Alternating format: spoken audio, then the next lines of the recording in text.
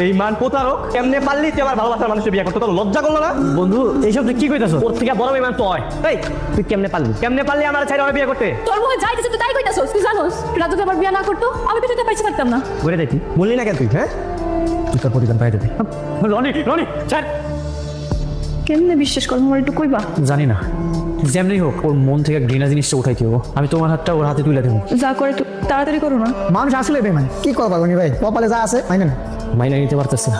রনি রনি তোর সাথে আমার কথা আছে, কোনো বেমানের লাগে আমার কথা নাই। দেখ রনি, যা কর কিন্তু আমি তোর সবকিছু কইছি। কবিতার পেটে যে বাচ্চা ওটা আমার না ভাই, ওটা তোরই বাচ্চা। ও আজও তোরই অপেক্ষায় আছে। আর কিছু কবি, কবিতা অনেক কষ্ট পাইতেছে, তুই ওর কাছে ফিরে যা। ও যদি কষ্ট পাইতো আমার বিয়ে করতে পারে না।